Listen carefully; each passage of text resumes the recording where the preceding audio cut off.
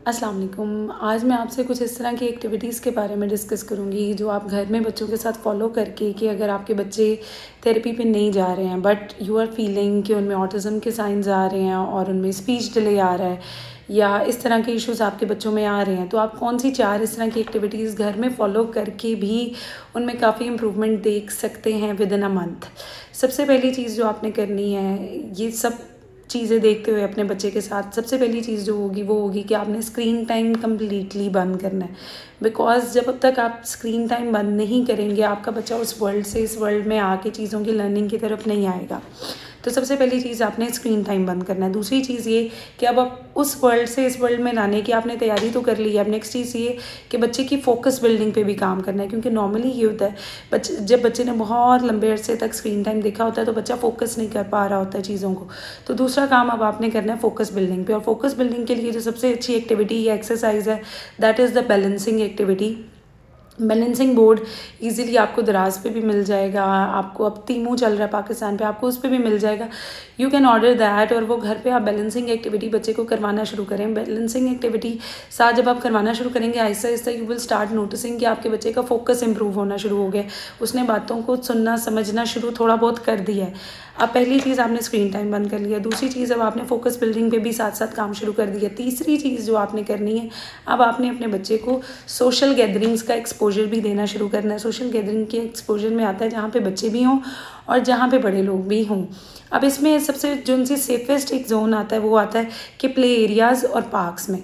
अब आपने बच्चे को डेली फॉर 1 आवर पार्क्स या प्ले एरियाज़ में लेके जाना शुरू करना है जहाँ पे बच्चे हों, और वहाँ जाके बच्चे को प्ले करने देना है, ना कि बच्चे के साथ साई की तरह आपने बिल्कुल रहना है कि अच्छा वो गिर ना जाए, उसको ये चोट ना लग जाए। बच्चे को खुद गिरने दें, बच्चे को खुद उठने दें।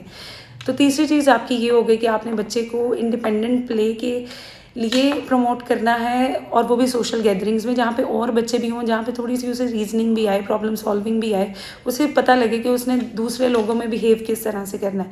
जो उनसी चौथी चीज़ अब आपने करनी है, अब चौथी चीज़ है जो आपने एक्टिविटीज़ को लेके चलना है, जो आपने बच्चे के साथ अब काम करना है, बच्चे को बिठाना शुरू करना है, बच्चे के साथ घर में काम शुरू करना है। इसमें अब आपको जो चीज़ रिक्वायर होगी, इसमें अब आपको कुछ एजुकेशनल टॉयज़ रिक्वायर होते हैं बच्चों के साथ काम करने के लिए। अब एजुकेशनल टॉयज़ कौन से लें, पेरेंट्स का सबसे पहले क्वेश्चन ये होता है कि हमें तो यही नहीं समझ आती हम कौन से लें। बच्चे को अगर ऑटिज़म है या बच्चे को अगर स्पीच डिले है तो इसका मतलब ये है कि बच्चे की अंडरस्टैंडिंग ही कम है, बच्चा कम बातों को समझ रहा है, इसलिए वो बोल नहीं पा रहा है ठीक से।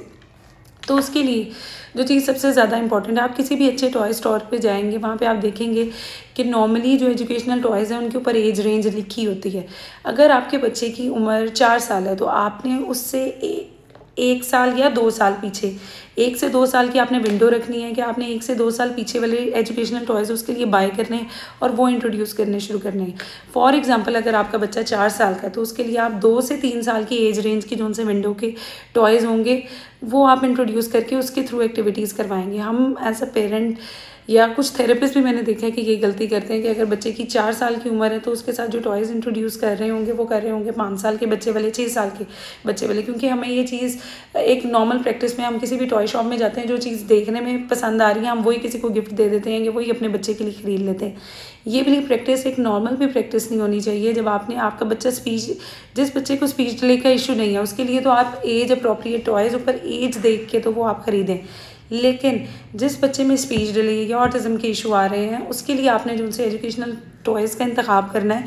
आपने 1 से 2 साल पीछे की एज रेंज के जितने टॉयज़ होने हैं आपने वो वाले लेने और वो इंट्रोड्यूस करने शुरू करने हैं।